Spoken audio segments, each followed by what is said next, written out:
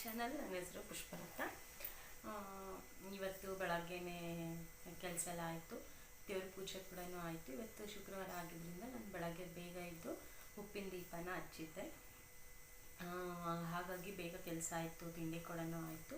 ಇವಾಗ ಟೈಮ್ ಬಂದು 10:30. ಈಗ ನಾನು ವ್ಲಾಗ್ನ ಶುರು ಮಾಡಿದ್ದೀನಿ. ಇವತ್ತು ಒಂದು ಟಿಪ್ಸ್ ಆ್ಯಂಡ್ ಟ್ರಿಕ್ಸ್ ಕೊಡೋಣ ಅಂತ ನಿಮಗೆ. ಅದು ಏನು ಅಂದರೆ, ಎಲ್ಲ ಮಹಿಳೆಯರಿಗೂ ಬೆಳಗ್ಗೆ ಎದ್ದು ತಿಂಡಿ ಮಾಡಬೇಕು, ಸಾಂಬಾರು ಮಾಡಬೇಕು ಅನ್ನೋದು ದೊಡ್ಡ ಟಾಸ್ಕ್. ಪ್ರತಿಯೊಬ್ಬರ ಮನೆಯಲ್ಲೂ ಎಲ್ಲ ಮಹಿಳೆಯರು ಅದನ್ನು ಎದುರಿಸ್ತಿರ್ತಾರೆ ಕೂಡ. ಅದು ನನಗೂ ಪರ್ಸ್ನಲಿ ತುಂಬ ಅನುಭವ ಆಗಿದೆ. ಅದಕ್ಕೆ ಅದ್ರ ಬಗ್ಗೆ ಕೆಲವೊಂದಷ್ಟು ಮಾಹಿತಿ ಕೊಡೋಣ ಅಂತ ಇವತ್ತಿನ ವಿಡಿಯೋನ ನಾನು ಶುರು ಮಾಡಿದ್ದೀನಿ. ಯಾವ ರೀತಿ ಅದನ್ನು ಸ್ವಲ್ಪ ಸುಲಭ ಮಾಡ್ಕೋಬೋದು ಅಂತ ನಿಮಗೆ ನಾನು ಅದನ್ನು ತಿಳಿಸ್ಕೊಡ್ತೀನಿ. ಏನೂ ಇಲ್ಲ, ನಾವು ಬೆಳಗ್ಗೆ ತಿಂಡಿ ಏನು ಮಾಡಬೇಕು ತಿಂಡಿನ ಅಂತ ಯೋಚನೆ ಮಾಡೋದಾದರೆ, ನಾವು ಹಿಂದಿನ ದಿನವೇ ನಾಳೆ ಏನು ತಿಂಡಿ ಮಾಡೋದು ಅಂತ ಯೋಚನೆ ಮಾಡಿಟ್ರೆ ನಮಗೆ ಬೆಳಗ್ಗೆ ತಿಂಡಿ ಆರಾಮಾಗುತ್ತೆ ಅಂತ ಅನ್ಕೋಬೋದು. ಯಾಕಂದರೆ ನಾವು ಬೆಳಗ್ಗೆನೆ ಏನಪ್ಪ ತಿಂಡಿ ಮಾಡೋದು, ಹೇಗಪ್ಪ ತಿಂಡಿ ಮಾಡೋದು ಅಂತ ನಾವು ಅದನ್ನೇ ಯೋಚನೆ ಮಾಡ್ತಾ ಕೂತ್ರೆ ನಮಗೆ ಒಂದು 15-20 ಮಿನಿಟ್ಸ್ ಟೈಮ್ ಅಲ್ಲೇ ಕಳೆದೋಗ್ಬಿಡುತ್ತೆ. ಬೆಳಗ್ಗೆ ಏನು ತಿಂಡಿ ಮಾಡಬೇಕು ಅಂತ ರಾತ್ರಿನೇ ತಿಂಡಿಗೊಂದು ಹೆಸರಿಟ್ಟು ಮಲಗೋದ್ರಿಂದ ಬೆಳಗ್ಗೆ ತಿಂಡಿ ಈಸಿ ಆಗುತ್ತೆ, ಫಾಸ್ಟಾಗಿ ಆಗುತ್ತೆ, ಕ್ವಿಕ್ಕಾಗಿ ಆಗುತ್ತೆ. ನೀವು ಕೂಡ ಅದನ್ನು ಟ್ರೈ ಮಾಡಿ ನೋಡಿ. ಮತ್ತು ಸಾಂಬಾರು, ಮನೇಲಿ ಎಲ್ಲ ತರಕಾರಿಗಳು ಇರುತ್ತೆ, ಎಲ್ಲದೂ ಇರುತ್ತೆ. ಆದರೆ ಇವತ್ತು ಏನು ಸಾಂಬಾರು ಮಾಡಬೇಕು ಅನ್ನೋದ್ರಲ್ಲಿ ನಮ್ಮ ಚಿಂತೆ ಆಗಿರುತ್ತೆ. ಅದಕ್ಕೆ ಏನು ಮಾಡಬೇಕು ಅಂದರೆ, ಸಾಂಬಾರಿಗೂ ಕೂಡ ಅಷ್ಟೇ ನಾವು ಹಿಂದಿನ ದಿನವೇ ಪ್ರಿಪೇರ್ ಆಗಿರಬೇಕು. ನಾಳೆ ಇಂಥ ಸಾಂಬಾರು ಮಾಡಬೇಕು, ಬೆಳಗ್ಗೆ ಇಂಥ ತಿಂಡಿ ಮಾಡಬೇಕು ಅಂತ ಹಿಂದಿನ ದಿನವೇ ನಾವು ಪ್ರಿಪೇರ್ ಆಗಿದ್ರೆ ಬೆಳಗ್ಗೆ ಈ ತಿಂಡಿ ಸಾಂಬಾರು ಕೂಡ ತುಂಬ ಈಸಿ ಆಗುತ್ತೆ ಅಂತ. ನಾವು ಬೆಳಗ್ಗೆ ತಿಂಡಿ ಯೋಚನೆ ಮಾಡಿ ಬೆಳಗ್ಗೆ ಅದು ಪ್ರಿಪೇರ್ ಮಾಡಿಕೊಂಡ್ರೆ ತುಂಬ ಕಷ್ಟ ಆಗುತ್ತೆ. ಸಾಂಬಾರು ಅಷ್ಟೇ, ಇವಾಗ ನಾವು ಒಂದು ಸೊಪ್ಪಿನ ಸಾಂಬಾರು ಮಾಡಬೇಕು, ಸೊಪ್ಪು ಮನೇಲಿ ಇರಲ್ಲ, ಹೋಗಿ ನಾವು ಸೊಪ್ಪು ತಗೊಂಡು ಅದು ಪ್ರಿಪೇರ್ ಮಾಡ್ಕೊಳ್ಳೋ ಅಷ್ಟೊತ್ತಿಗೆ ನಮಗೊಂದು ಹಾಫ್ ಆನ್ ಅವರ್ ಅಲ್ಲೆಲ್ಲ ನಮ್ಗೆ ಟೈಮ್ ಕಳೆದೋಗುತ್ತೆ. ಅದಕ್ಕೆ ಈಗ ನಾಳೆ ನಾವು ಸೊಪ್ಪಿನ ಸಾಂಬಾರು ಮಾಡಬೇಕು ಅಂದರೆ ಹಿಂದಿನ ದಿನವೇ ಸೊಪ್ಪು ತಗೊಬಂದು ಅದನ್ನೆಲ್ಲ ಕ್ಲೀನ್ ಮಾಡಿ ಇಟ್ಕೊಳ್ಳೋದ್ರಿಂದ ನಮಗೆ ಬೆಳಗ್ಗೆ ತಿಂಡಿ ಮತ್ತು ಸಾಂಬಾರು ಎರಡೂ ಕೂಡ ಈಸಿ ಆಗುತ್ತೆ ಅಂತ ಹೇಳ್ಬೋದು. ನಾನು ಕೂಡ ಹಂಗೆ ಮಾಡೋದು. ಬೆಳಗ್ಗೆ ಇಂಥ ತಿಂಡಿ ಮಾಡಬೇಕಂದ್ರೆ ನೈಟೇ ಪ್ರಿಪೇರ್ ಆಗಿರ್ತೀನಿ, ಆಗ ನನಗೆ ಬೆಳಗ್ಗೆ ತಿಂಡಿ ಈಸಿ ಆಗುತ್ತೆ. ನೀವು ಕೂಡ ಈ ಟ್ರಿಕ್ಸ್ನ ಫಾಲೋ ಮಾಡಿ. ಇನ್ನು ಕೆಲವೊಂದು ನಮಗೆ ನಾವೇ ಒಂದು ಟೈಮ್ ಟೇಬಲ್ನ ಹಾಕ್ಕೋಬೇಕಾಗುತ್ತೆ. ಏನಪ್ಪ ಅಂದರೆ, ಒಂದು ಮೆನು ಮಾಡ್ಕೊಳ್ಳಿ. ನಾವು ಏನು ತಿಂಡಿ ಮಾಡಬೇಕು, ಏನು ಸಾಂಬಾರು ಮಾಡಬೇಕು, ಇಂಥ ದಿನ ಇಂಥ ತಿಂಡಿ, ಇಂಥ ಸಾಂಬಾರು ಅಂತ ಒಂದು ಮೆನು ಮಾಡಿಕೊಂಡ್ರೆ ನನಗೆ ಅದು ಕೂಡ ಸುಲಭ ಆಗುತ್ತೆ. ಆ ಥರ ನಾನು ಒಂದು ಮೆನುನ ಪ್ರಿಪೇರ್ ಮಾಡಿದ್ದೀನಿ, ಹೇಗೆ ಅಂತ ನಿಮಗೂ ಕೂಡ ತೋರಿಸ್ತೀನಿ. ಇದು ನನ್ನ ಅಡುಗೆ ಮನೆ. ನನ್ನ ಅಡುಗೆ ಮನೆ ತುಂಬ ಪುಟ್ಟದು ನೋಡಿ, ಈ ಥರ ಇದೆ ನನ್ನ ಅಡುಗೆ ಮನೆ. ಈ ಥರ ಇದೆ.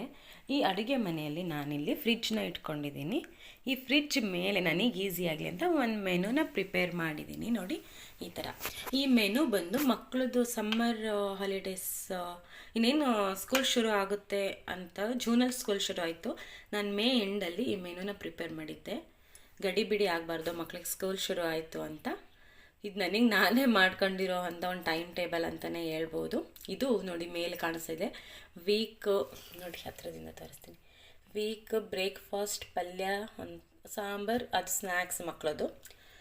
ಈಗ ನಾನು ಮಂಡೆಯಿಂದ ಶುರು ಮಾಡಿದ್ದೀನಿ. ಮಂಡೆ ಏನು ತಿಂಡಿ ಮಾಡಬೇಕು ಅಂದರೆ ದೋಸೆ ಅಥವಾ ನೀರು ದೋಸೆ, ಎರಡೆರಡು ಆಪ್ಷನ್ನು.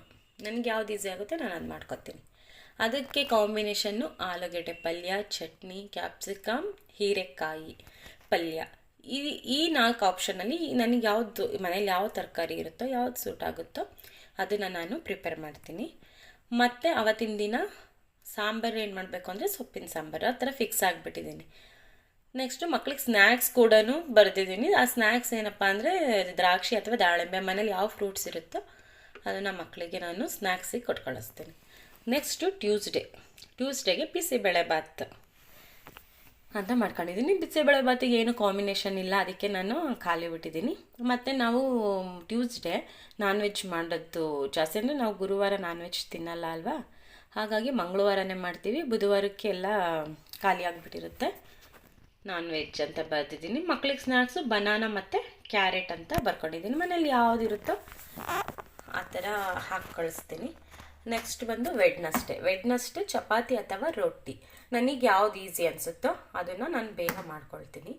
ಚಪಾತಿ, ರೊಟ್ಟಿ ಮತ್ತು ಪಲ್ಯ ಅದು ಕಾಂಬಿನೇಷನ್ನು ಬೆಂಡೆಕಾಯಿ ಪಲ್ಯ, ಹಾಗಲಕಾಯಿ ಪಲ್ಯ, ಬೀಟ್ರೋಟ್, ಎಣ್ಣೆಗಾಯಿ. ಇದರಲ್ಲಿ ಯಾವ್ದು ಸೂಟ್ ಆಗುತ್ತೋ, ಮನೇಲಿ ಯಾವ ತರಕಾರಿ ಇರುತ್ತೋ ಆ ಪಲ್ಯನ ಚಪಾತಿ ಅಥವಾ ರೊಟ್ಟಿ ಜೊತೆಗೆ ಮಾಡ್ಕೊತೀನಿ. ನೆಕ್ಸ್ಟು ಸಾಂಬಾರು ಅಂದರೆ ನಾನು ಖಾಲಿ ಬಿಟ್ಟಿದ್ದೀನಿ. ಅಂದರೆ ನನಗೆ ಯಾವ್ದು ಇಷ್ಟ ಆಗುತ್ತೋ, ಅರ್ಜೆಂಟೆನ್ಸಿ ಏನಿರುತ್ತೋ ಆ ಒಂದು ಸಾಂಬಾರನ್ನ ಮಾಡ್ಕೊಳ್ಳೋಕ್ಕೆ ಅಂತ ಅದೊಂದು ದಿನ, ಅದೊಂದು ಡೇ ನಾನು ಖಾಲಿ ಬಿಟ್ಟಿದ್ದೀನಿ. ನೆಕ್ಸ್ಟ್ ಮಕ್ಕಳಿಗೆ ಅವತ್ತು ಡ್ರೈ ಫ್ರೂಟ್ಸು ಅಥವಾ ಅವಲಕ್ಕಿ ಏನಾದರೂ ಕೊಟ್ಟು ಕಳಿಸ್ತೀನಿ ಸ್ನ್ಯಾಕ್ಸಿಗೆ.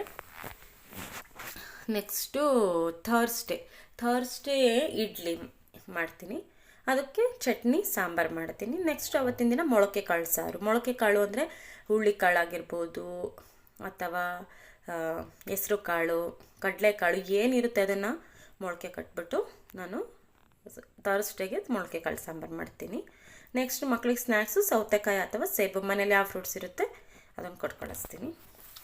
ನೆಕ್ಸ್ಟು ಫ್ರೈಡೇ ಬಂದು ಅವತ್ತು ನಮ್ಮದು ವಾರ ಆಗಿರೋದ್ರಿಂದ ಗಡಿ ಬಿಡಿಲಿ ಬೇರೆ ತಿಂಡಿ ಎಲ್ಲ ಮಾಡೋಕ್ಕಾಗಲ್ಲ. ಟೊಮೊಟೊ ಬಾತ್ ನನಗೆ ಈಸಿ ಆಗುತ್ತೆ, ಟೊಮೊಟೊ ಬಾತ್ ಮಾಡ್ತೀನಿ. ಅದಕ್ಕೆ ಕಾಂಬಿನೇಷನ್ನು ಮೊಸರು ಬಜ್ಜಿ. ಅವತ್ತಿನ ದಿನ ಬಂದು ಬೇಗನೆ ನಂದು ಪೂಜೆ ಎಲ್ಲ ಮುಗ್ದೋಗಿರುತ್ತಲ್ವ, ಬಸ್ಸಾರು ಅಥವಾ ಕಾಯಿ ಬಜ್ಜಿ, ನನಗೆ ಏನು ಇಷ್ಟ ಆಗುತ್ತೋ ಅವೆರಡು ಆಪ್ಷನ್, ಎರಡರಲ್ಲಿ ಒಂದು ಈಸಿಯಾಗಿರೋದು ಮಾಡ್ಕೊತೀನಿ. ನೆಕ್ಸ್ಟ್ ಮಕ್ಳಿಗೆ ಸ್ನ್ಯಾಕ್ಸ್ ಬಂದು ಪಪ್ಪಾಯ. ನೆಕ್ಸ್ಟು ಸ್ಯಾಟರ್ಡೆಗೆ ಮಕ್ಕಳಿಗೆ ಲಂಚ್ ಮಧ್ಯಾಹ್ನಕ್ಕೆ ಇರೋದಿಲ್ಲ, ಮಧ್ಯಾಹ್ನಕ್ಕೆ ಮನೇಲೇ ಬಂದು ಊಟ ಮಾಡ್ಕೊತಾರೆ. ಹಾಗಾಗಿ ಆವತ್ತಿನ ದಿನ ಚಿತ್ರಾನ್ನ, ಪುಳಿಯೋಗರೆ, ಗೀ ರೈಸ್, ಉಪ್ಪಿಟ್ಟು.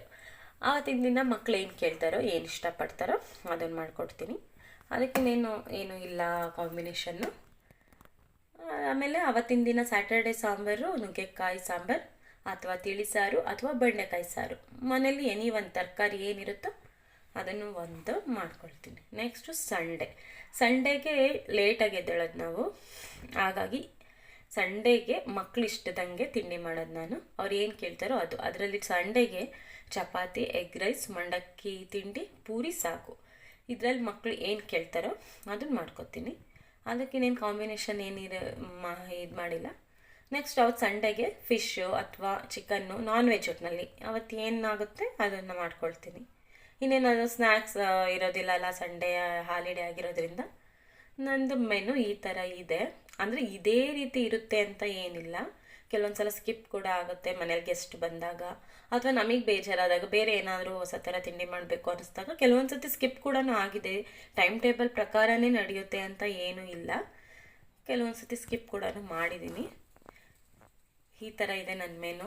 ನಿಮಗೂ ಇದರಿಂದ ಸ್ವಲ್ಪ ಐಡಿಯಾ ಸಿಗ್ಬೋದು ಅಂತ ಅಷ್ಟೇ. ನನಗೆ ಆ್ಯಕ್ಚುಲಿ ಇದನ್ನು ಟೈಮ್ ಟೇಬಲ್ ಮಾಡಿದಾಗಿಂದ ಒಳ್ಳೆ ಐಡಿಯಾ ಸಿಕ್ಕಿದೆ.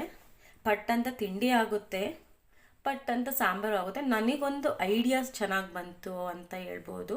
ಇದೇ ರೀತಿ ಇರುತ್ತಾ, ನೀವು ಮಂಡೇ ದೋಸೆನೇ ಮಾಡ್ತೀರಾ, ಪ್ರತಿ ಮಂಡೇ ದೋಸೆನೇ ಮಾಡ್ತೀರಾ ಅನ್ನೋದಾದರೆ ಇಲ್ಲ. ಕೆಲವೊಂದು ಸಲ ನಮಗೆ ಫೇವ್ರೇಟ್ ಅಂತ ತಿಂಡಿ ಏನಿರುತ್ತೋ ಅದು ಕೂಡ ನಾನು ಟ್ರೈ ಮಾಡ್ತೀನಿ. ಸಡನ್ನಾಗಿ ನನಗೊಂದು ಐಡಿಯಾ ಸಿಗಲಿ, ಈಸಿ ಆಗಲಿ ಅಂತ ಒಂದು ಟೈಮ್ ಟೇಬಲ್ನ ನಾನಿಲ್ಲಿ ಮಾಡ್ಕೊಂಡಿದ್ದೀನಿ. ನೀವು ಇದೇ ಥರ ಟೈಮ್ ಟೇಬಲ್ ಮಾಡ್ಕೋಬೇಕು ಅಂತೇನಿಲ್ಲ. ನಿಮ್ಗೆ ಯಾವ ತಿಂಡಿ ಇಷ್ಟನೋ, ನಿಮಗೆ ಯಾವ ಸಾಂಬಾರು ಇಷ್ಟನೋ ಆ ಥರನೂ ಕೂಡ ನೀವು ಒಂದು ಮೆನುನ ಪ್ರಿಪೇರ್ ಮಾಡ್ಬೋದು. ನಾನಿಲ್ಲಿ ಈ ಥರ ಮಾಡಿದ್ದೀನಿ. ಇದರಿಂದ ನನಗೆ ಯೂಸ್ಫುಲ್ ಆಗಿದೆ, ಹೆಲ್ಪ್ಫುಲ್ ಕೂಡ ಆಗಿದೆ. ಮತ್ತು ಇದು ನೆಕ್ಸ್ಟ್ ಸಮ್ಮರ್ ಹಾಲಿಡೇಸಲ್ಲಿ, ನೆಕ್ಸ್ಟ್ ಜೂನಲ್ಲಿ ಮತ್ತೆ ಈ ಮೆನುನ ನಾನು ಬೇರೆ ಹೊಸ ಥರ ಮೆನುನ ಮಾಡ್ತೀನಿ. ಇದೇ ರೀತಿ ಕಂಟಿನ್ಯೂ ಆಗುತ್ತೆ ಅಂತಲೂ ಏನಿಲ್ಲ. ಒಟ್ನಲ್ಲಿ ಮೇನ್ ಪಾಯಿಂಟ್ ಏನು ಅಂದರೆ ಒಂದೊಳ್ಳೆ ಐಡಿಯಾ ಸಿಕ್ತು. ಗಡಿ ಬಿಡಿಲಿ ತಿಂಡಿದು ನನಗೆ ಬೇಗ ಒಂದು ಥಾಟ್ಸ್ ಸಿಕ್ತು ಅಂತ ಅಷ್ಟೇ. ನೀವು ಕೂಡ ಟ್ರೈ ಮಾಡಿ ನೋಡಿ. ನನ್ನ ಮೆನು ಈ ಥರ ಇದೆ. ಒಂದು ಮೆನುನ ಪ್ರಿಪೇರ್ ಮಾಡಿ ಇಟ್ಕೊಂಡಿದ್ದೀನಿ, ಅದರಿಂದ ನನಗೆ ಯೂಸ್ಫುಲ್ಲು ಆಗಿದೆ. ನಿಮಗೂ ಕೂಡ ನೀವು ಒಂದು ಸಲ ಈ ಟಿಪ್ಸ್ನ ಯೂಸ್ ಮಾಡಿ ನೋಡಿ, ನಿಮಗೂ ಅದರಿಂದ ಒಳ್ಳೇದಾಗ್ಬೋದು ಅಂತ ನಾನು ಈ ವಿಡಿಯೋನ ಮಾಡ್ತಾಯಿದ್ದೀನಿ ಅಷ್ಟೇ. ನಾನು ಎಕ್ಸ್ಪರ್ಟ್ ಅಂತಲ್ಲ, ನಮ್ಮ ಅನುಭವಗಳನ್ನು ಹೇಗಿರುತ್ತೆ ಅಂತ ನಿಮ್ಮ ಹತ್ರ ಶೇರ್ ಮಾಡ್ತಿರೋದು ಅಷ್ಟೇ.